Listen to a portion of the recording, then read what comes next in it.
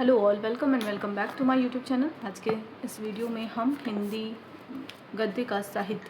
का गद्य साहित्य डॉक्टर रामचंद्र तिवारी की पुस्तक से नाटक विधा के प्रश्नों को देखेंगे। और हमने पिछले वीडियो में प्रसादोत्तर नाटक साहित्य इस सेक्शन को कंप्लीट कर लिया था। ठीक है, ये सेक्शन हमारा कंप्लीट हो चुका है। आज के इस वीडियो में हम प्रारंभ कर रहे हैं समकालीन नाटककार वाले सेक्शन को। ठीक है, और देखते हैं हम कितने रचनाकारों को कवर कर पाते हैं। समकालीन नाटककार में अगर हम देखें तो विष्णु प्रभाकर हैं, भीष्म साहनी हैं, जगदीश चंद्र माथुर हैं, लक्ष्मीकांत वर्मा हैं, शंभुनाथ सिंह हैं, विनोद रस्तोगी हैं, मोहन राकेश, लक्ष्मी नारायण लाल, सर्वेश्वर दयाल सक्सेना, अमृत राय, ज्ञानदेव अग्निहोत्री, रेवती शरण शर्मा, राजेंद्र कुमार शर्मा, सुरेंद्र वर्मा, रमेश बख्शी, काशीनाथ सिंह, हमीदुल्ला, सत्यव्रत सिन्हा, विपिन कुमार अग्रवाल, सुशील कुमार सिंह, मणि मधुकर, दया प्रकाश सिन्हा, महेंद्र भल्ला, शंकर शेष, गिरिराज किशोर, बलराज पंडित, मुद्रा राक्षस, दूधनाथ सिंह, ब्रिजमोहन शाह, रामेश्वर प्रेम, नरेंद्र मोहन, शरद जोशी, सुदर्शन मजीठिया, नंदकिशोर आचार्य, कृष्ण बलदेव वैद, नागबोडस, स्वदेश दीपक, असगर वजाहत, राजेश जैन, प्रताप सहगल आदि समकालीन नाटककार हैं। और इन्हीं में से हम प्रश्नों को देखना प्रारंभ करेंगे। ठीक है, तो सबसे पहले हम देखते हैं विष्णु प्रभाकर से प्रश्नों को देखना। बढ़ते हैं अपने मेन टॉपिक की ओर। तो आज का टॉपिक है समकालीन नाटककार। इसमें पहली चीज़ जो है वो हम देख लेते हैं। सबसे पहले संप्रति नाट्य लेखन के क्षेत्र में 3 पीढ़ियां एक साथ सक्रिय हैं। पहली पीढ़ी की अगर हम बात करें तो पहली पीढ़ी में कुछ बुजुर्ग नाटककार हैं जो स्वतंत्रता प्राप्ति के पहले से लिखते आ रहे हैं और अपने पुराने आदर्शों एवं संस्कारों के अनुकूल कुछ न कुछ अभी कुछ दिनों पूर्व तक लिख रहे थे। इनमें लक्ष्मी नारायण मिश्र, एक सेकेंड, संस्कारों के अनुकूल कुछ न कुछ अभी कुछ दिनों पूर्व तक लिख रहे थे। ठीक है, यही है। इनमें लक्ष्मी नारायण मिश्र, हरिकृष्ण प्रेमी, उदय शंकर भट्ट, गोविंद वल्लभ पंत, भगवती चरण वर्मा, अमृतलाल नागर आदि उल्लेखनीय। अगर हम समकालीन नाटककार की बात करें तो इनमें भी 3 पीढ़ियां हमको दिखाई देती हैं। इन 3 पीढ़ियों में अगर हम पहली पीढ़ी की बात करें तो पहली पीढ़ी में वो बुजुर्ग नाटककार आते हैं जो अभी कुछ दिन पहले लिख रहे थे। ठीक है, और अपने पुराने आदर्शों और संस्कारों के अनुकूल उनके नाटक का लेखन हो रहा था। ठीक है, इनमें अगर हम बात करें तो लक्ष्मी नारायण मिश्र हैं, हरिकृष्ण प्रेमी हैं, उदय शंकर भट्ट हैं, गोविंद वल्लभ पंत हैं, भगवती चरण वर्मा है, अमृतलाल नागर हैं। ठीक है, अगर हम दूसरी पीढ़ी की बात करें यानी तीनों पीढ़ियों को हम एक बार देख लेते हैं, लेकिन पुस्तक में ये इसी तरीके से आया है। मतलब पहली पीढ़ी है और पहली पीढ़ी के बारे में जानकारी है, फिर दूसरी पीढ़ी आई है, फिर दूसरी पीढ़ी की जानकारी है, फिर तीसरी पीढ़ी और तीसरी पीढ़ी के विषय में जानकारी है। हम फिलहाल तीनों ही पीढ़ी को एक साथ जान लेते हैं। तो जैसे आपने पहली पीढ़ी के विषय में जान लिया, अभी हम दूसरी पीढ़ी के विषय में देख लेते हैं।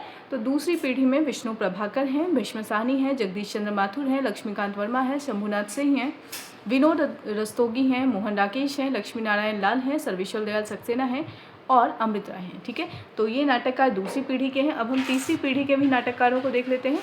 तीसरी पीढ़ी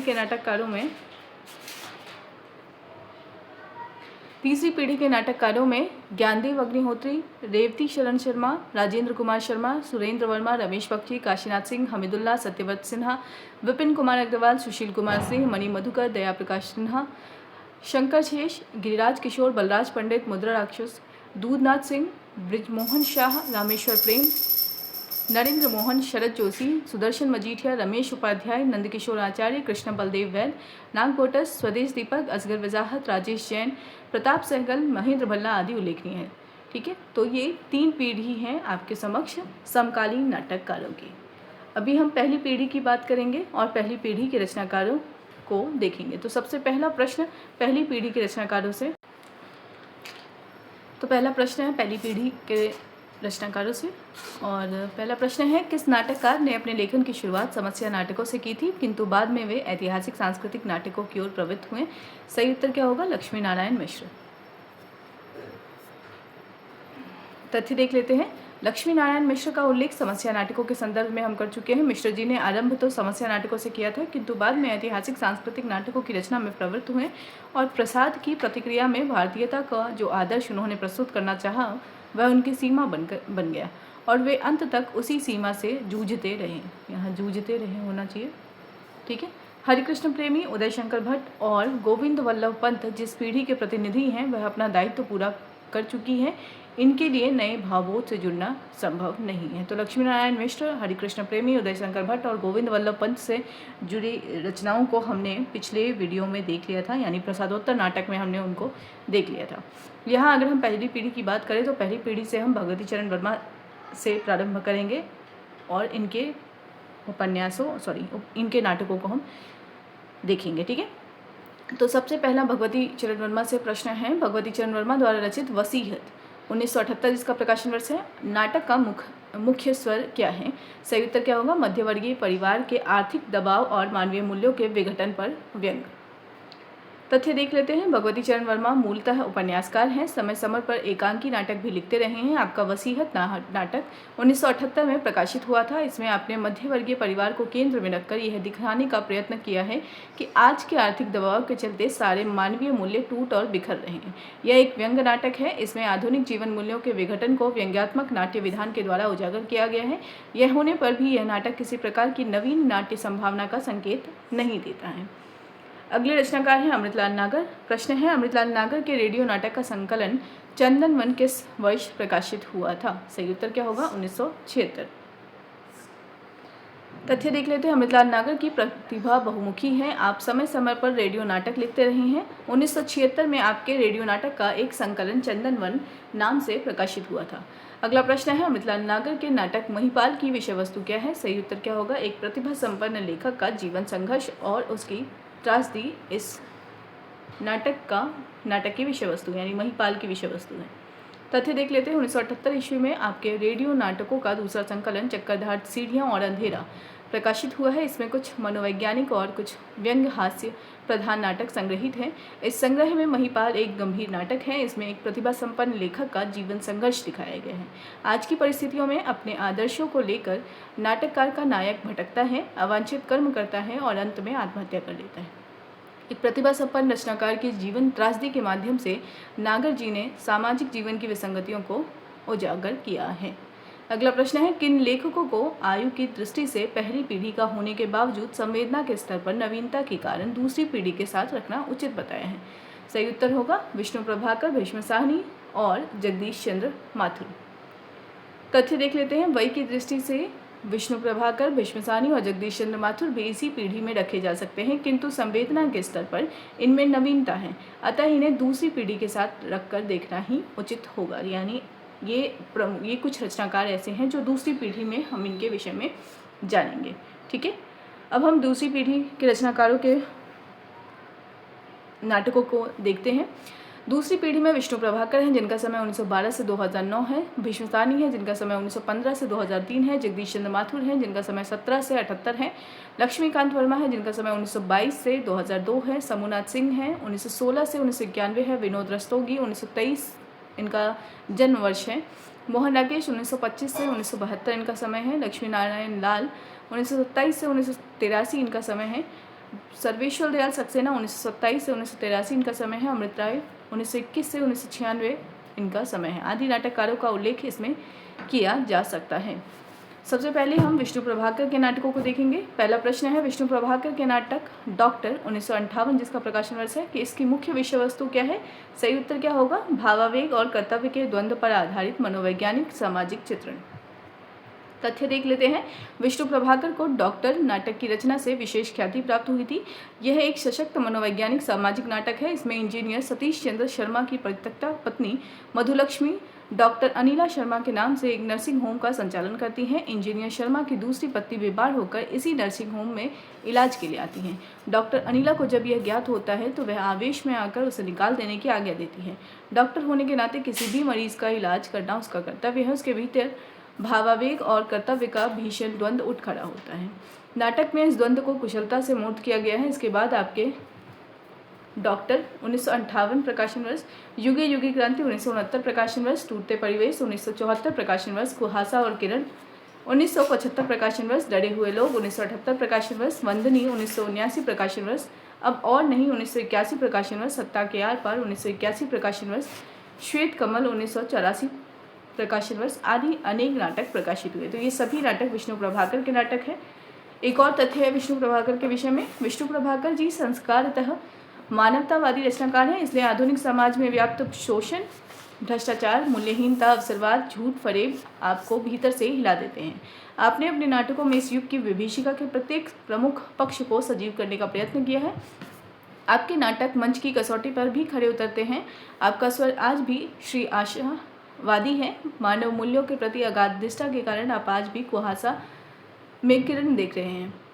आपका विश्वास है कि आज की यांत्रिक और उपभोगवादी संस्कृति ने जीवन मूल्यों में जो बदलाव उपस्थित किया है वे मानवता के लिए कल्याणकारी नहीं है। स्थिति जटिल है। इस जटिलता को समझना और उसका विश्लेषण करना प्रत्येक रचनाकार का धर्म है।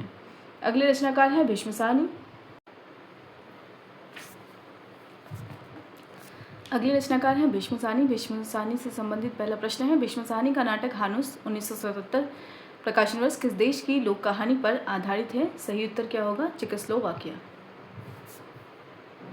तथ्य देख लेते हैं। भीष्म साहनी मूलतः कथाकार हैं। इधर आपने नाटकों के क्षेत्र में भी कुछ प्रयोग किए हैं। हानुस 1977, कबीरा खड़ा बाजार में 1981, माधवी 1985, मुआवजे 1993, रंग दे बसंती चोला 1998, आलमगीर 1999 आपके चर्चित नाटक हैं।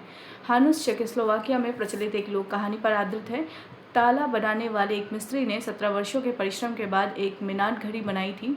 घड़ी नगर पालिका की मीनार पर लगाई गई। उस समय इस प्रकार की घड़ी अपने आप में एक अजूबा थी।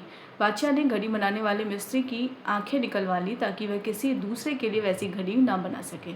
इस घटना को आधार बनाकर रचनाकार ने एक श्रमशील सामान्य कलाकार की अदम्य सृजनेच्छा, सत्ता की क्रूरता, अधिकारियों की चाटुकारिता, कलाकार की दारुण पीड़ा तथा उसकी सृजन शक्ति की अमरता को पूरी सहानुभूति के साथ सघन संवेदनीयता के स्तर तक पर साकार कर दिए हैं। यह नाटक सफलतापूर्वक खेला गया है। माधवी में गालव ऋषि यानी विश्वामित्र के शिष्य और माधवी की प्रसिद्ध पौराणिक कथा को आधुनिक संदर्भ में जोड़कर सदियों से पशुवत जीवन व्यतीत करती हुई भारतीय नारी की पीड़ा को प्रभावी ढंग से प्रस्तुत किया है।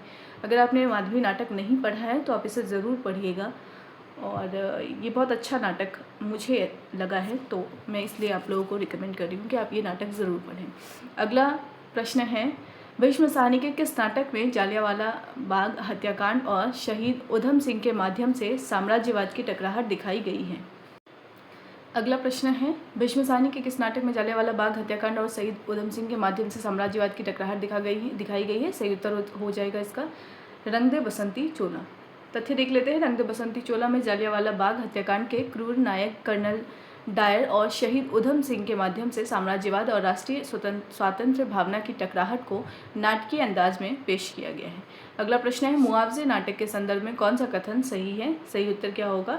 यह मूलतः पंजाबी में लिखा गया एक व्यंग्य नाटक है। मुआवजे। तथ्य देख लेते हैं। मुआवजे में समकालीन जीवन में व्याप्त घोर अनैतिकता, भ्रष्टाचार और दायित्वहीनता की ओर संकेत किया गया है। यह मूलतः पंजाबी में लिखा गया है। सामाजिक विसंगतियों को सामने लाने वाला एक व्यंग्य नाटक है। इसे नाटककार ने स्वयं हिंदी में रूपांतरित किया है। इसमें यह दिखाया गया है कि नगर में संभावित सांप्रदायिक दंगे को रोकने की कोशिश करने के बजाय अधिकारी मरने वालों के लिए स्वीकृत होने वाले मुआवजे का ब्यौरा तैयार करने में लगे हैं और समाज के अन्य प्रभावशाली लोग अलग अलग तरीके से लाभ उठाने की युक्ति बिठा रहे हैं। इन सब के बीच बेचारा गरीब दीन अपनी पत्नी को मुआवजा दिलाने के लिए जानबूझकर दंगे की चपेट में आ जाता है। यह कारुणिक दृश्य पूरे नाटक की विडंबना को और उभार देता है। अगला प्रश्न है, भीष्म साहनी के नाटक आलमगीर के मुख्य ऐतिहासिक पात्र कौन है? सही उत्तर होगा आलमगीर में पात्र हैं औरंगजेब और दारा। तथ्य देख लेते हैं। आलमगीर में औरंगजेब और दारा इन दो ऐतिहासिक पात्रों को सामने रखकर उदार मानवीय दृष्टि और कट्टर मजहबी जोश का द्वंद्व दिखाया गया है, किंतु दोनों पात्रों के प्रत्यक्ष टकराहट के अभाव में नाटककार को लक्ष्य सिद्ध नहीं हो पाया है। लगता है श्री साहनी का कथाकार उनके नाटककार पर हावी हो गया है। सब मिलाकर देखा जाए तो श्री साहनी अपने परवर्ती नाटकों में हानुस से आगे नहीं बढ़ सके हैं और आज भी हानुस ही उनकी नाट्य कला का शिखर बना हुआ है। अगला प्रश्न है, कबीरा खड़ा बाजार में नाटक में भीष्म साहनी ने कबीर के व्यक्तित्व को किस परिप्रेक्ष्य में दिखाने की कोशिश की है? सही उत्तर होगा उनके काल की धर्मांधता, अनाचार और तानाशाही के सामाजिक परिप्रेक्ष्य में। तथ्य देख लेते हैं। कबीरा खड़ा बाजार में भीष्म साहनी की तीसरी नाट्य कृति है। इसमें नाटक के युग प्रवर्तक व्यक्तित्व को उसकी पूरी जीवंतता में मूर्त किया गया है। स्वयं नाटककार के शब्दों में नाटक में उनके काल की धर्मांधता, अनाचार, तानाशाही आदि के सामाजिक परिप्रेक्ष्य में उसके निर्भीक, सत्यान्वेषी, प्रखर व्यक्तित्व को दिखाने की कोशिश है। इस कोशिश में नाटककार को पूरी सफलता मिली है। यह नाटक भी पूरी तरह अभिनय है। अगले रचनाकार है जगदीश चंद्र माथुर। इनसे संबंधित पहला प्रश्न है, जगदीश चंद्र माथुर के नाटक कोणार्क 1951 प्रकाशन वर्ष में विशु और धर्मपाल के माध्यम से किन के बीच का संघर्ष दिखाया गया है? सही उत्तर है पुरानी पीढ़ी और नई पीढ़ी तथा राजसत्ता और जनसत्ता के बीच। तथ्य देख लेते हैं, जगदीश चंद्र माथुर को उनके नाटक कोणार्क 1951 से ख्याति मिली है। कोणार्क 1951, शारदिया, इनके नाटकों को देख लेते हैं। कोणार्क का प्रकाशन वर्ष 1951 है, शारदिया 1959 है, पहला राजा 1969 है, दशरथ नंदन 1974 है, रघुकुल रीति 1985 है। ये 4 नाटक प्रकाशित हुए हैं। कोणार्क में इतिहास इतना ही है कि कोणार्क का मंदिर नरसिंह देव ने निर्मित कराया था। सब कुछ नाटककार की कल्पना की उपज है डॉक्टर बच्चन सिंह के अनुसार। ठीक है, ये आपके लिए महत्वपूर्ण हो जाता है। डॉक्टर बच्चन सिंह के अनुसार इसमें 3 प्रकार की अवधारणाओं के बीच संघर्ष समायोजित है, सर्जना और विध्वंस के बीच, पुरानी और नई पीढ़ी के बीच और राजसत्ता और जनसत्ता के बीच में। तो यानी 3 पीढ़ियों के बीच में यहाँ संघर्ष हमको दिखाई दे रहा है कोणार्क में। और यह रेखांकित कौन कर रहे हैं? बच्चन सिंह कर रहे हैं। किस नाट्य कृति के विषय में? कोणार्क के विषय में। किसने लिखा है कोणार्क? तो विश्वसानी लिखा है। ठीक है, विशु एक शिल्पी है, यानी कोणार्क की अगर हम बात करें तो कोणार्क में विशु एक शिल्पी है और शिल्पी ही रहना चाहता है। वह शासन के मामले में नहीं पड़ना चाहता, किंतु उसका पुत्र धर्मपाल उसका प्रतिवाद करता है और राजसत्ता के विरोध में सक्रिय होता है।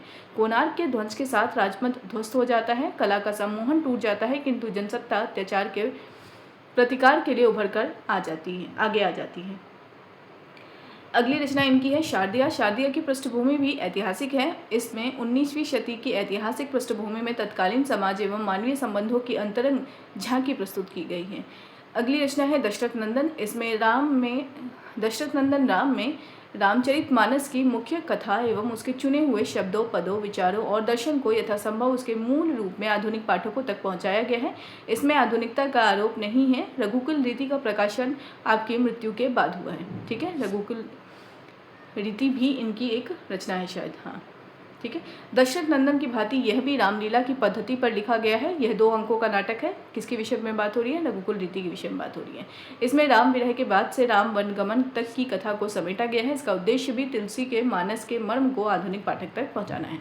अगला प्रश्न है, जगदीश चंद्र माथुर ने अपने किस नाटक को मॉडर्न एलिगोरी यानी आधुनिक अन्योक्ति कहा है, जिसमें पृथु के रूप में नेहरू को मूर्त किया गया है? सही उत्तर क्या हो जाएगा? पहला राजा में। तथ्य देख लेते हैं। पहला राजा माथुर साहब का महत्वाकांक्षी नाटकीय प्रयोग है स्वयं नाटककार के शब्दों में, यानी भीष्मसानी जगदीश चंद्र माथुर के शब्दों में अगर हम देखें तो यह नाटक ना पौराणिक है, ना ऐतिहासिक है, ना यथार्थवादी। यह तो एक मॉडर्न एलोगरी है, आधुनिक अन्योक्ति का मंचीय रूप है। किस संदर्भ में है? किस नाटक के संदर्भ में यह कहा जा रहा है? तो पहला राजा नाटक के संदर्भ में यह कहा जा रहा है। इसमें आपने प्राचीन पात्रों, प्रसंगों और परिस्थितियों के माध्यम से रंगमंच पर सामयिक समस्याओं का विश्लेषण किया है। नाटककार की समसामयिक समस्याएं वस्तुतः नेहरू युग की समस्याएं हैं।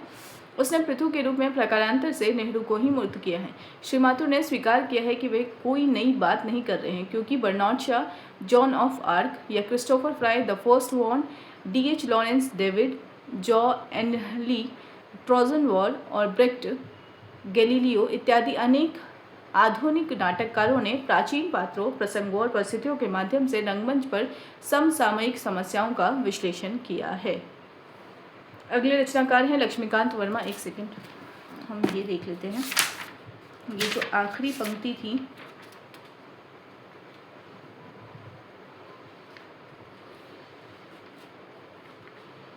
वो नाटककार के ही शब्दों में है। ठीक है, पहला राजा की भूमिका में ही यह पूरा पैसेज दिया गया है। ठीक है, पहला राजा की भूमिका में यह पूरा पैसेज दिया गया है। अगले रचनाकार है लक्ष्मीकांत वर्मा। प्रश्न है, लक्ष्मीकांत वर्मा के किस नाटक में हंगामा, शोर, नारेबाजी और प्रतीकों के माध्यम से एब्सर्ड नाट्य प्रयोग किए गए हैं? तो ये जो नाटक है वह है रोशनी एक नदी है। तथ्य देख लेते हैं। लक्ष्मीकांत वर्मा आधुनिकता बोध के नाटककार हैं। उनके नाटक प्रयोगधर्मी हैं। उन्होंने बिखराव के माध्यम से नाटकीय गद्य को प्रस्तुत करने की कोशिश की है। उनके नाटकों में तिंदुवुलम, लक्ष्मीकांत वर्मा तिंदुवुलम, ठीक है, 1958 प्रकाशन वर्ष, सीमांत के बादल 1963 प्रकाशन वर्ष, अपना अपना जूता 1964 प्रकाशन वर्ष, रोशनी एक नदी है 1974 प्रकाशन वर्ष, ठहरी हुई जिंदगी 1980 प्रकाशन वर्ष। तथ्य देख लेते हैं। आपका नाटक रोशनी एक नदी है विशेष रूप से चर्चित हुआ है। इसमें कोई कथावस्तु नहीं है। नाटककार ने आज के सामाजिक जीवन की विसंगतियों का एहसास हंगामा, शोर, नारेबाजी, जुलूस, भीड़ आदि के दृश्यों को बेतरतीब बिखेर कर कराना चाहा है। नाटक में अनेक प्रकार के नए प्रयोग किए गए हैं। कहीं संकेत अभिनय है, कहीं मुखौटा है, कहीं प्रेक्षकों को अभिनय में शामिल किया गया है, कहीं उन्हें बताया गया है कि जो हो रहा है वह नाटक है, और कहीं प्रतीकों के माध्यम से मनस्थितियों को संकेतित किया गया है। इस प्रकार यह नाटक परंपरा से अलग एक प्रकार का एब्सर्ड नाट्य प्रयोग है। ठहरी हुई जिंदगी नाटक में वर्मा जी ने राम और रावण की लोक शैली की लीला को उसके बीच से उठाकर सीधे सड़क पर लाकर खड़ा कर दिया है। आज के विसंगतिपूर्ण जीवन में राम की तलाश इस नाटक का प्रतिपाद्य है। एक प्रकार से इसे विसंगति के बीच संगति की खोज कह सकते हैं। अगले रचनाकार हैं शंभुनाथ सिंह। शंभुनाथ सिंह के 2 नाटक हैं, दीवार की वापसी और अकेला शहर। ये 2 नाटक हैं इनके, और यही 2 नाटक प्रकाशित हुए हैं। आपको भी विसंगति बोध के नाटककार के रूप में ही पहचाना गया है। तो शंभुनाथ सिंह के विषय में इतनी ही जानकारी दी गई थी। अगले रचनाकार हैं विनोद रस्तोगी। प्रश्न है, विनोद रस्तोगी के नाटकों जैसे नए हाथ, बर्फ की मीनार की मुख्य विशेषता क्या थी? तो इनकी विशेषता ये है कि ये रंगमंचीय दृष्टि से सफल, संतुलित और सोद्देश्य नाटक हैं। तथ्य देख लेते हैं। विनोद रस्तोगी के रंगमंचीय नाटकों की रचना में विशेष सफलता मिली है। आधुनिक समस्याओं से जुड़े होने पर भी आपके नाटक आधुनिकता बोध के नाटक नहीं हैं। नाटकों को देख लेते हैं इनके। आज़ादी के बाद, नए हाथ, बर्फ की मीनार, जनतंत्र जिंदाबाद, गोपा का दान, देश के दुश्मन, फिसलन और पाँव, भगीरथ के बेटे, सराय के अंदर आदि आपके प्रकाशित नाटक हैं।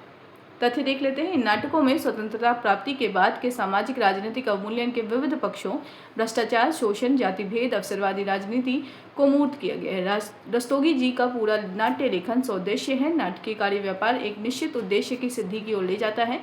नाटकों में बिखराव नहीं है। वस्तु, योजना, वातावरण, पात्र सभी का संयोजन संतुलित है। नाटक मंच की दृष्टि से सफल है। नए हाथ का मंचन अनेक अवसरों पर सफलतापूर्वक किया जा चुका है। इनका जो नए हाथ है नाटक, इसका मंचन भी अनेक अवसरों पर किया गया है। अगले नाटककार हैं मोहन राकेश। प्रश्न है, मोहन राकेश का हिंदी नाटक के क्षेत्र में सबसे महत्वपूर्ण योगदान क्या माना जाता है? सही उत्तर होगा रोमांटिक भावबोध से मुक्त कर आधुनिक भावबोध से जोड़ना। यानी हिंदी नाटक को ये रोमांटिक भावबोध से मुक्त कराकर आधुनिक भावबोध से जोड़ रहे हैं। तथ्य देख लेते हैं। मोहन राकेश के नाटकों पर हम आधुनिकता बोध के संदर्भ में विचार कर चुके हैं। आधुनिक हिंदी नाटक के विकास में उनका योगदान महत्वपूर्ण है। उन्होंने हिंदी नाटक को रोमांटिक भावबोध से मुक्त कर आधुनिक भावबोध से जोड़ा है। प्रसाद के बाद जितनी व्यापक स्वीकृति आपके नाटकों को मिली, उतनी किसी अन्य नाटककार के नाटकों को नहीं। हो सकता है कि कालिदास के रूप में समस्त भारतीय सृजनात्मक प्रतिभा को प्रस्तुत करने का राकेश का संकल्प पूरा ना हो सका हो सकता है कि उनके पात्रों की प्रामाणिक जिंदगी जीने की और व्यक्तित्व की पूर्णता को लब्ध करने की तलाश अधूरी रह गई हो। किंतु यह निर्विवाद है कि प्रसाद के बाद उन्होंने हिंदी नाटक को एक नई भूमि प्रदान की है। अगले रचनाकार हैं लक्ष्मी नारायण लाल।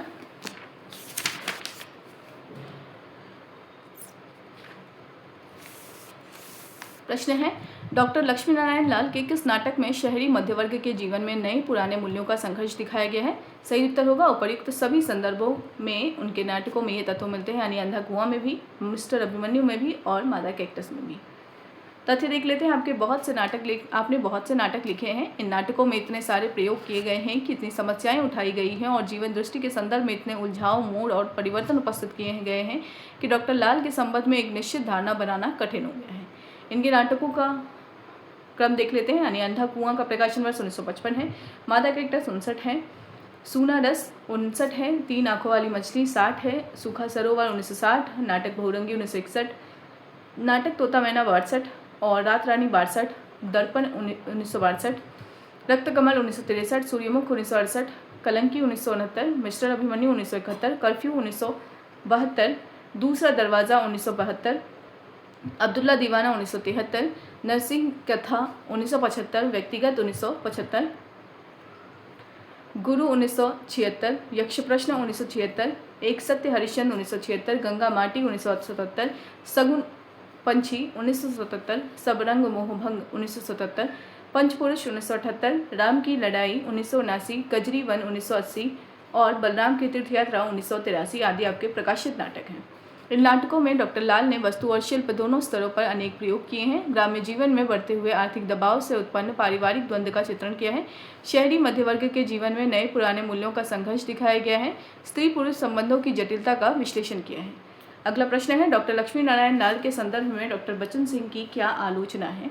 सही उत्तर होगा उनके पास कोई अपनी स्पष्ट जीवन दृष्टि नहीं है। तथ्य देख लेते हैं। डॉक्टर बच्चन सिंह ने ठीक ही कहा है, डॉक्टर लाल नाट्य कौशलों से पूरी तरह परिचित हैं, लेकिन प्रयोग के उत्साह में उनका सम्यक समायोजन नहीं कर पाते। उनकी दूसरी दिक्कत है कि उनके पास कोई अपनी जीवन दृष्टि नहीं है, रह रह कर प्रयोग साधन ना होकर साध्य हो जाता है। अगला प्रश्न है मनुष्य की नियति मनुष्य के ही हाथ में है, यह दार्शनिक समाधान किस नाटककार के नाटकों में मिलता है? सही उत्तर होगा लक्ष्मी नारायण लाल। तथ्य देख लेते हैं। जीवन किसका है, इसका स्वामी कौन है? जैसे दार्शनिक प्रश्न उठाए हैं, मनुष्य की नियति मनुष्य के ही हाथ में है जैसे समाधान दिए हैं। अनेक पौराणिक संदर्भों को आधुनिक जीवन संदर्भों से जोड़ा है, नारी मन की जटिलता का साक्षात्कार किया है और अंत में आधुनिक होने बनने को प्रयत्न को छोड़कर एक शब्दातीत शक्ति का अनुभव किया है। शिल्प के स्तर पर आपने नाट्य शैली, आधुनिक यूरोपियन नाट्य शैली और भारतीय नाट्य शैली सभी के प्रयोग किए हैं। सब कुछ होने पर भी डॉक्टर लाल में यह संयम और परिष्कार नहीं है जो मोहन राकेश में है। यानी अगर हम देखें तो उनके नाट्य शैली की यह विशेषता है लक्ष्मी नारायण लाल की, और इन सब के बावजूद भी मोहन राकेश जैसा संयम और परिष्कार इनमें नहीं है। अगला प्रश्न है मिस्टर अभिमन्यु प्रकाशन वर्ष 1971 और कर्फ्यू 1972 प्रकाशन वर्ष, नाटकों के रचयिता कौन है? तो लक्ष्मी नारायण लाल है। सही उत्तर क्या होगा? बी। अगले रचनाकार है सर्वेश्वर दयाल सक्सेना। प्रश्न है सर्वेश्वर दयाल सक्सेना का कौन सा नाटक जनवादी नाटकों की परंपरा में सत्ता और व्यवस्था के छद्म पर तीखा व्यंग करती है? तो यह नाटक है बकरी। तथ्य देख लेते हैं। सर्वेश्वर दयाल सक्सेना मूलतः कवि हैं। इनका पहला नाटक बकरी 1974 विशेष रूप से चर्चित हुआ है। आलोचकों ने इसे जनवादी नाटकों की परंपरा में रखा है। यह एक प्रकार का व्यंग नाटक है। स्वतंत्रता प्राप्ति के बाद सत्ता, व्यवस्था और नेतृत्व तीनों ने आम जनता को छला है। लोकतंत्र, शांति प्रतिष्ठान, सेवा संघ जैसी संस्थाएं आम जनता को भुलाने में डालकर उसके निरंतर शोषण का माध्यम बनी है। नाटक में इस पूरे छद्म पर व्यंग किया गया है। अगला प्रश्न है बकरी नाटक में सर्वेश्वर दयाल सक्सेना ने किस नाट्य शैली का प्रयोग किया है? तो सही उत्तर क्या होगा? नौटंकी।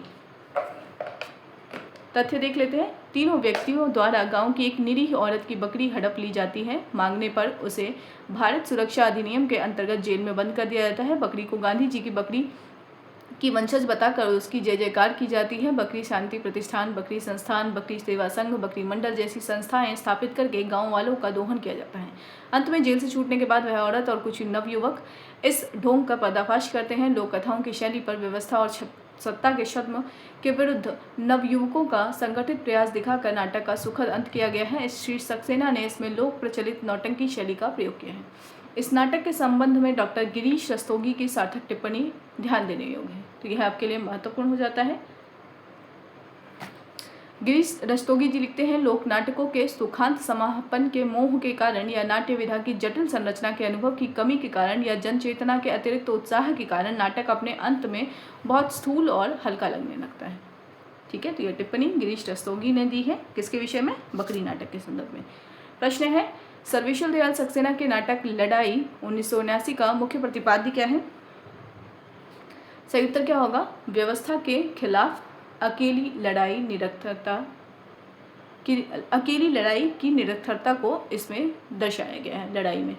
तथ्य देख लेते हैं। लड़ाई का प्रकाशन बाद को हुआ, लेकिन वह लिखा पहले गया था। यह वस्तुतः सर्वेश्वर की एक कहानी का नाट्य रूपांतर है। इसमें सत्यव्रत जीवन के हर मोड़ पर अन्याय के खिलाफ अकेले लड़ता है और अंत में स्वयं टूट जाता है। नाटक यह दिखाता है कि व्यवस्था के खिलाफ अकेली लड़ाई कभी भी सार्थक नहीं हो सकती। नाटक में कहानीपन अभी बना रह गया है। नाटक का कथ्य कहा अधिक गया है, दिखाया कम है। अब गरीबी हटाओ, ये भी इनका नाटक है सर्वेश्वर का, और यह तीसरा नाटक है। इसमें भी लोक नाट्य शैली में ही भ्रष्टाचार, उत्पीड़न, अन्याय और राजनीतिक कुचक्र के भीतर फंसे हुए आम आदमी की पीड़ा को मूर्त किया गया है। नाटक किसी नई संभावना का संकेत नहीं देता है। अगले रचनाकार हैं अमृत राय। अमृत राय के 3 नाटकों चिंदियों की झालर, शताब्दी और हम लोग, इनको 1973 में किस साझा शीर्षक से प्रकाशित किया गया है? तो साझा शीर्षक का नाम है आज अभी।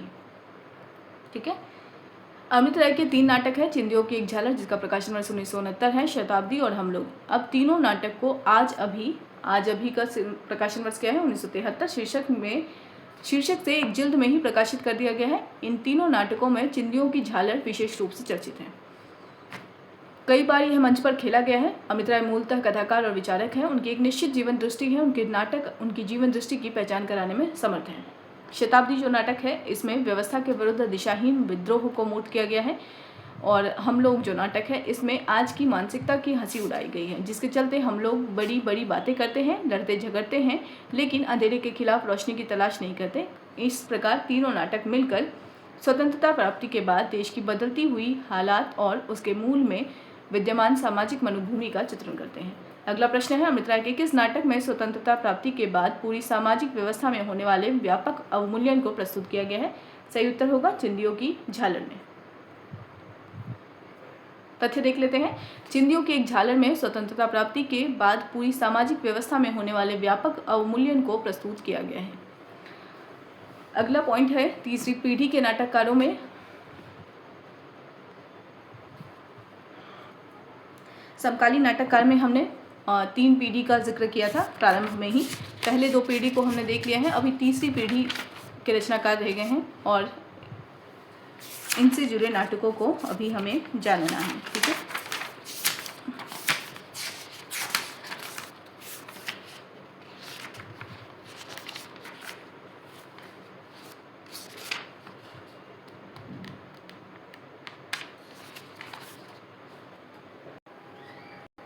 तो फिलहाल इस वीडियो को यहीं पे एंड करते हैं। वीडियो को एंड तक देखने के लिए थैंक यू सो मच। तीसरी पीढ़ी के नाटककारों को हम नेक्स्ट वीडियो में कंप्लीट करेंगे। ठीक है।